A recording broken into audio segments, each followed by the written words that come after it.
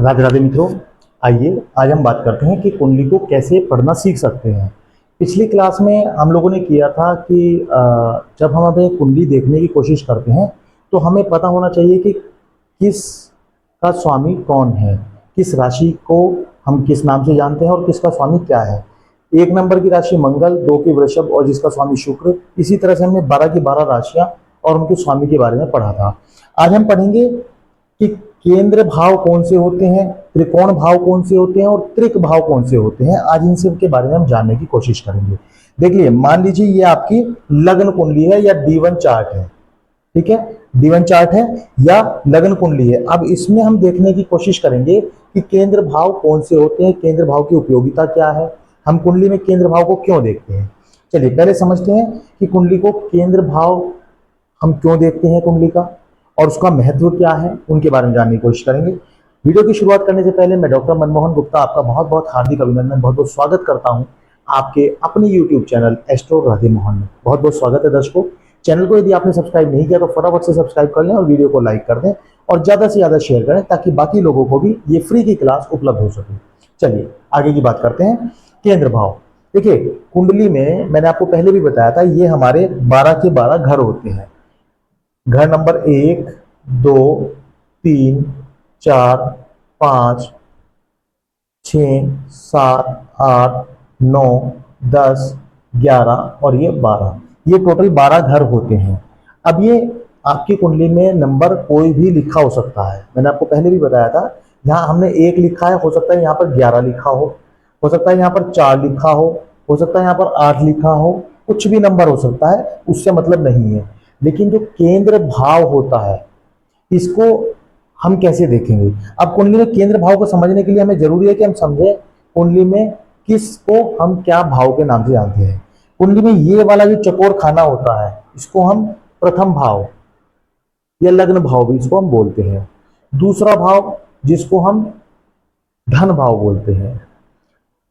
तीसरा भाव, अब किस भाव से हम क्या चीज देखते हैं वो हम नेक्स्ट क्लासेस में करेंगे। तीसरा भाव इसको हम प्राकर्म भाव भी बोलते हैं। चौथा भाव इसको हम सुख भाव बोलते हैं। पंचम भाव, पंचम भाव कौन सा होता है, कुंडली का पंचम भाव हमारा होता है सुत भाव। छठा भाव रिपु, रोग ऋण रिपु भाव, इसको हम छठे भाव को बोलते हैं। सप्तम भाव को हम स्पाउस हाउस बोलते हैं। अष्टम भाव को हम मृत्यु का या अंधेरे का भाव भी इसको कहा जाता है। नवम भाव भाग्य भाव इसको कहते हैं। दसम भाव हमारा कर्म भाव कहलाता है। 11वां भाव हमारा लाभ भाव होता है और 12वां भाव हमारा मोक्ष या जेल का भाव होता है। तो इस तरह से कुंडली के 12 भाव होते हैं। नंबर यहाँ पर कुछ भी लिखा हो इससे कोई मतलब नहीं है, अभी हमें सिर्फ भाव का मतलब समझना है। अब भाव के साथ साथ अब हम ये समझेंगे कि यदि यहाँ पर कोई भी नंबर लिखा है और हम केंद्र भाव की बात करें तो केंद्र भाव को हम क्यों देखते हैं। देखिए पहले समझिएगा, केंद्र भाव हम इसलिए देखते हैं कि यदि केंद्र में अपने ही घर में कोई भी ग्रह बैठ जाते हैं तो वो हमेशा अच्छा फल प्रदान करते हैं।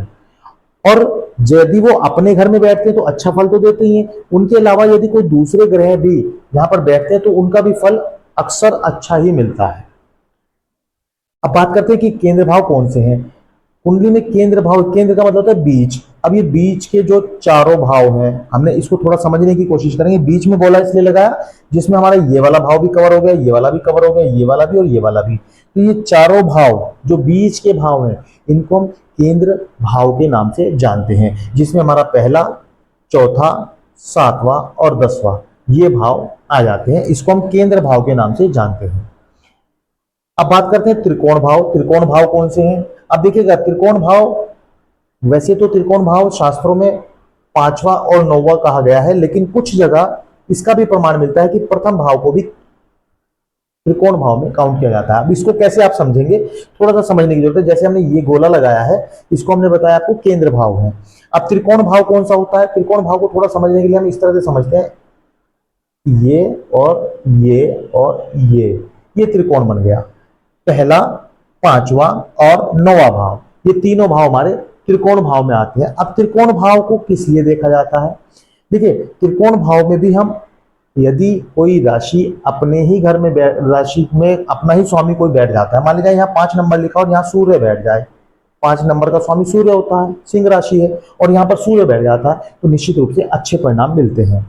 नवम भाव है, नवम भाव मान लिया 9 नंबर गुरु का है और यहाँ पर गुरु बैठ जाए, है ना। वैसे तो ये कहा जाता है गुरु जहां बैठता है हानि करता है, लेकिन फिर भी हम इसको थोड़ा सा समझने के लिए यहाँ पर अभी इतना ही समझें कि यदि कोई ग्रह अपनी ही राशि में बैठ जाता है तो अच्छा परिणाम देता है। इसको हम त्रिकोण भाव बोलते हैं, पहले को, पांचवे को और नौवे को, ये त्रिकोण भाव होते हैं। अब बात करते हैं त्रिक भाव कौन से हैं।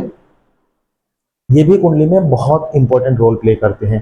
त्रिक भाव को कुंडली में अच्छे भाव में काउंट नहीं किया जाता। जैसे केंद्र भाव और त्रिकोण भाव को अच्छे भाव में काउंट किया जाता है, ऐसे त्रिक भाव को अच्छे भाव में काउंट नहीं किया जाता। इनमें ऐसा माना जाता है कि यदि कोई भी ग्रह अच्छा बैठ जाता है तो भी फल वहां से अच्छा नहीं मिल पाता।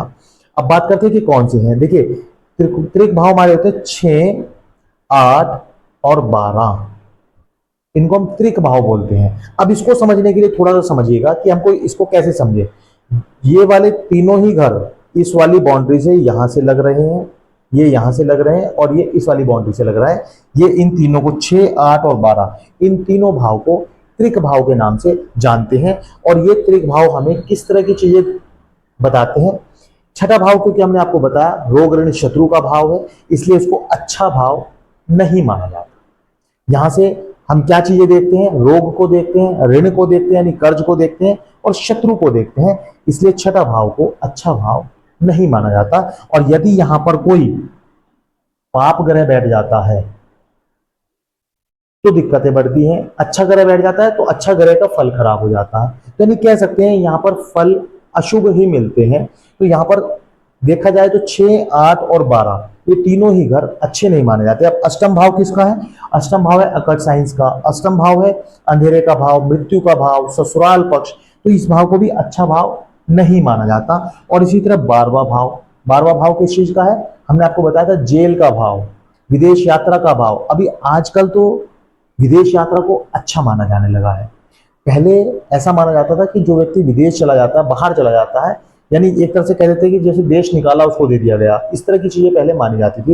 लेकिन अभी विदेश को अच्छा माना जाता है, परंतु फिर भी यहां से क्योंकि हम जेल को भी देखते हैं तो इसलिए इस भाव को भी अच्छा भाव नहीं माना जाता। और यहाँ पर अशुभ परिणाम हमें यहाँ से मिलते हैं। यदि यहाँ पर कोई अच्छा ग्रह नहीं बैठता तो हमें गलत परिणाम मिलते हैं, और अच्छा ग्रह बैठ जाता है तो उसकी शक्तियां क्षीण हो जाती हैं। तो अब हम समझ गए होंगे कि केंद्र भाव कौन सा होता है, त्रिकोण भाव कौन सा होता है, त्रिक भाव कौन सा होता है। एक बार फिर से ओवरव्यू कर लेते हैं। केंद्र भाव 1, 4, 7 और 10, ये हमारे केंद्र के भाव होते हैं, 1, 4, 7 और 10। इसके बाद त्रिकोण भाव कौन से होते हैं, पहला, 5वां और 9वां, ये 3 भाव हमारे त्रिकोण भाव होते हैं। और त्रिक भाव हमारे कौन से होते हैं, 6, 8 और 12, ये 3 भाव हमारे त्रिक भाव होते हैं। तो दर्शकों आपको वीडियो कैसी लगी हमें जरूर बताएं, कमेंट में जरूर लिखें कि आपको सीखने में कितना इंटरेस्ट आ रहा है, क्या हम इस सीरीज को आगे बढ़ाएं। यदि आप कहेंगे तो हम आगे बढ़ाएंगे, और आप लोगों की डिमांड पर ही हम इस तरह की वीडियो आपके लिए लेके आए हैं। यदि आपको अच्छा लगा तो हमें कमेंट में जरूर बताएं, और चैनल को यदि आपने सब्सक्राइब नहीं किया फटाफट से सब्सक्राइब कर लें, वीडियो को लाइक करें और ज़्यादा से ज़्यादा शेयर करें। बहुत बहुत धन्यवाद। राधे राधे।